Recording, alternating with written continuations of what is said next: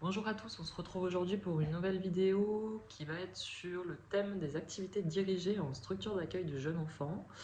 Je vais vous faire un petit sommaire du contenu de cette vidéo et je vous mettrai les chapitres dessous, comme ça vous pourrez aller cliquer sur la partie qui vous intéresse. Donc déjà on va commencer par définir ce qu'est une activité dirigée et la différence avec le jeu libre.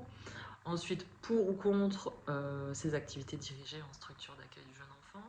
Et puis, comment on fait pour mettre en place une activité dirigée en crèche, en MAM, à son domicile, qui soit une activité de qualité et surtout qui ait du sens pour les enfants. Alors, c'est quoi une activité dirigée?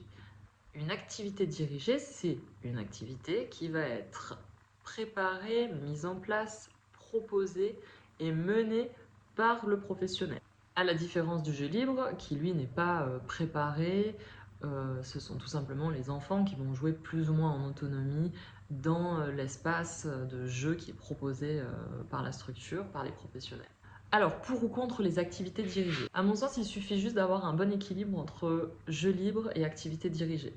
Évidemment, le jeu libre va prendre plus d'importance sur la journée d'un enfant en crèche, en micro-crèche, en MAM, dans tous les types de structures d'accueil du jeune enfant qui accueillent des enfants de quelques mois jusqu'à 3 ans.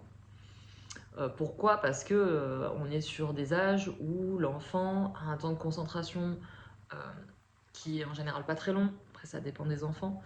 Ils sont également dans des périodes d'imitation, dans des périodes où ils sont tout simplement dans la découverte en fait déjà de ce qui les entoure.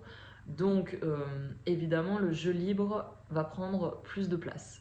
Mais les activités dirigées me semblent également essentielles. Elles permettent souvent aussi de poser le groupe, voilà, parce que souvent les professionnels se répartissent le nombre d'enfants et font voilà, chacune une activité. Donc souvent, ça permet aussi de casser cette routine et puis de permettre aux enfants de se poser euh, et de découvrir autre chose, une autre activité à un autre moment. Et puis c'est également finalement une relation un peu plus privilégiée avec le professionnel qui va s'occuper de ce groupe d'enfants sur cette activité. Un autre point qui me semble important, c'est que vous allez accueillir des enfants qui font peut-être beaucoup d'activités, ou en tout cas qui font des activités avec leurs parents à la maison, et vous avez d'autres enfants qui n'en font pas. Alors évidemment, encore une fois, je le répète, mes vidéos ne sont pas là pour juger, je n'émets aucun jugement, mais voilà, vous avez une grosse disparité en fait entre ces enfants qui côtoient vos structures. Et donc, certains enfants, la crèche, c'est la possibilité de découvrir de nouvelles choses, de nouvelles activités, de nouveaux ateliers. Alors, avant même de commencer à préparer son activité, il va y avoir une question à se poser, et c'est celle de se demander quel est l'intérêt de cette activité pour les enfants? Quels sont les objectifs pour les enfants quand je vais proposer mon activité? Quels sont les ou l'objectif, ou quel est l'objectif? Il n'est pas obligé qu'il y en ait plusieurs, euh, mais vraiment de se dire quel sens, quel sens ça a pour les enfants. Alors pourquoi il faut se poser cette question de l'intérêt pour l'enfant, de quels sont les objectifs pour les enfants de telle activité? Tout simplement déjà pour proposer un atelier, une activité qui soit adaptée à l'âge des enfants et aux capacités des enfants. Si vous proposez une activité qui ne va pas être dans leurs compétences, qui va être peut-être trop difficile pour eux, qui leur demande peut-être un temps de concentration trop important ou une maîtrise de la motricité fine qui n'ont pas encore acquis, vous risquez de vous retrouver avec des enfants qui vont très vite se désintéresser, très vite être frustrés, et donc l'activité ne prendra pas. Ensuite, si on se pose cette question, c'est aussi pour être bien sûr de ce qu'on propose à l'enfant, c'est-à-dire d'être bien sûr que c'est l'enfant qui va être acteur, qui va être maître de son activité et de ce qu'il va faire, et non pas juste un enfant qui va être observateur parce qu'il ne pourra rien faire de lui-même car trop compliqué à faire et donc c'est l'adulte qui fait. C'est important à ces âges-là, quand on travaille avec un si jeune public, de se détacher du rendu, de se détacher de, du résultat en fait, de l'attente d'un résultat, d'une production. On est sur de jeunes enfants qui sont principalement dans de la découverte sensorielle. Il y a de plus en plus de structures qui font le choix de noter dans leur projet pédagogique euh, un petit texte justement sur ces activités dirigées en expliquant en fait aux parents que ben voilà, ici on va faire des activités mais uniquement dans un but de découverte sensorielle, dans un but de faire mais pas dans un but de rendre quelque chose. Une fois qu'on s'est posé cette question et qu'on est OK sur les objectifs pour les enfants, qu'on est OK sur le sens de cette activité pour l'enfant, eh bien on va pouvoir passer à l'organisation, à la préparation en amont de l'activité. Tout d'abord, il faut se dire combien d'enfants je vais prendre. Voilà. Selon l'activité qu'on fait, eh ben, on peut en avoir plus ou moins, selon le matériel qu'on a aussi. Donc là, la pâte à modeler, bon, bah, je décide de prendre 5 enfants. Donc, il faut ensuite que j'aille vérifier que j'ai suffisamment en termes d'accessoires et de pâte à modeler pour 5 enfants. Si j'ai un seul couteau, une seule roulette et que j'ai 5 enfants, ça va devenir compliqué. Donc, qu'est-ce qu'on fait dans ce cas-là? Soit on oublie les roulettes et les couteaux pour cette fois-ci, et on fait juste de la pâte à modeler avec des emporte-pièces, ou tout juste de la pâte à modeler sans accessoires. Voilà, on s'adapte à ce qu'on a. Je pense que c'est important de ne pas créer de frustration inutile sur les moments d'activité. C'est des moments de plaisir, de partage pour les enfants. Donc c'est dommage d'aller voilà, créer des conflits sur ces moments-là parce qu'un enfant n'a pas de rouleau pour faire de la peinture alors que tous les autres en ont un par exemple. Ensuite, quelque chose de tout bête, mais il faut penser à anticiper d'emmener les enfants faire pipi avant d'aller à une activité. Surtout si vous savez que les toilettes, vous n'aurez pas de toilettes à proximité. Vous décidez de faire de la pâtisserie, de la cuisine. Ce serait dommage d'avoir déjà installé tous les enfants à la table, d'avoir tout préparé. Ils sont très excités à l'idée de commencer et d'un coup vous dire ah non, mais en fait, on n'a pas lavé les mains, donc attendez là, on retourne dans la salle de change se laver les mains et ensuite on revient. Là, comment dire que, voilà, pareil, ça met un désordre pas possible dans l'activité et finalement, vous vous mettez aussi en difficulté.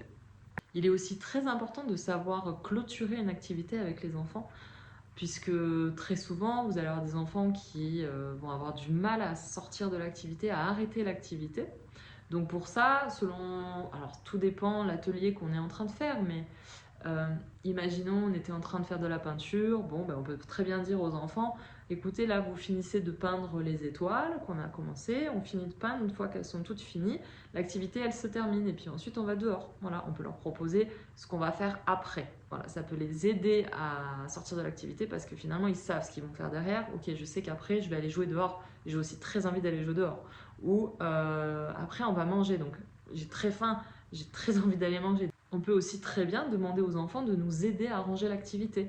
Vous avez sorti, je sais pas, du sable magique, ben, vous avez tous tout sous la main pour ranger tous ensemble, et bien chacun va ranger son plateau de sable magique. Et ça aussi, ça leur permet voilà, gentiment de se détacher de l'activité et de permettre de se dire ok, là c'est terminé, on passe à autre chose. Sachez également que vous ayez 20, 30 ans, 5 ans d'expérience dans le milieu de la petite enfance, il est possible parfois que votre activité ne fonctionne pas comme prévu. Voilà. Et là, il est important de savoir se réadapter. Je prends un exemple, vous avez prévu de faire des gommettes avec les enfants. Et vous aviez prévu de faire coller les gommettes aux enfants dans les ronds rouges avec les gommettes rouges, les carrés bleus avec les gommettes bleues, quelque chose d'un petit peu formaté. Et ça prend pas. Ça prend pas parce que finalement vous vous rendez compte que les enfants que vous avez choisis sont peut-être encore un peu jeunes, encore pas mal dans leur imaginaire, et donc les enfants collent les gommettes mais pas aux endroits que vous aviez prévus, ils les collent à côté ou à l'inverse, le rouge dans le bleu dans le rouge. Là, qu'est-ce qui se passe? Vous avez deux possibilités. Soit vous êtes déçu et vous dites et vous ne lâchez pas prise et du coup vous êtes à dire aux enfants non mais non il fallait mettre là, coller là, c'est dans le rouge qu'on colle, pas dans le bleu. Et là vous partez dans quelque chose qui est hyper frustrant pour l'enfant aussi. Soit on essaie de se réadapter, on se dit ok c'est un fail, ça n'a pas fait comme j'ai voulu, ça n'a pas pris, bon bah c'est pas grave. Et on trouve les bons côtés. Ils font de la motricité fine, ils sont très concentrés dans ce qu'ils font dans tous les cas. Un autre point que je voulais aborder par rapport aux activités, c'est celui du lâcher-prise, le lâcher-prise des professionnels. Il y a des professionnels qui arrivent très bien et il y en a d'autres pardon, pour qui c'est très compliqué de lâcher prise au niveau du nettoyage, au niveau de la saleté. Vous allez faire de la peinture, un enfant finalement est très intéressé, va mettre les mains dans la peinture, patouiller. Là, vous avez des professionnels qui angoissent en fait, hein, tout simplement, qui se disent oh là là, il y en a partout, comment on va faire? Il va falloir tout nettoyer, je vais passer un temps fou à leur laver les mains. Je crois qu'il y a un moment donné, quand on décide de faire une activité avec des jeunes enfants, quand on sait que ça va être un minimum salissant, soit c'est pareil, en amont, on fait le nécessaire, c'est-à-dire qu'on fait une activité qui va être salissante, eh ben on met des tabliers. Voilà, imaginons vous proposer une activité de transvasement, du transvasement de semoule dans un gros bac ou du transvasement de sable ou autre. Transvasement qui peut être un peu salissant ou en tout cas que vous savez qu'il va y en avoir à côté, qu'il va y en avoir par terre. Si vous lâchez pas prise et que vous avez du mal à vous dire oh là là là, il va falloir tout nettoyer après, et que du coup vous êtes H24 en train de dire aux enfants qui sont en train de justement faire ce transvasement, de lui dire non attention, la semoule c'est dans le bac, c'est pas à côté, c'est dans le bac, fais attention. Alors c'est sûr, entre l'enfant qui prend tout et qui met tout à côté et l'enfant qui essaye de transvaser mais qui du coup peut en mettre à côté, là vous êtes en train de leur créer un blocage, une frustration. Finalement, et autant ne pas leur proposer si c'est pour H24 leur rappeler qu'il faut ne pas en mettre à côté. Quand on propose une activité qui est salissante, il faut un minimum de lâcher prise. Pour tous les types d'activités qu'il existe et qu'il est possible de faire avec de jeunes enfants, je vous mettrai un récapitulatif. Évidemment, j'ai mis tout ce qui m'est venu par la tête. C'est possible que j'en ai oublié, c'est possible qu'il y ait des activités que je n'ai pas connaissance. Donc n'hésitez pas, si vous le souhaitez, en commentaire à me partager vos activités. J'espère que cette vidéo vous aura plu. En attendant, n'hésitez pas à me laisser des commentaires, à me donner vos idées d'activités. Ce sera avec plaisir. Bonne journée!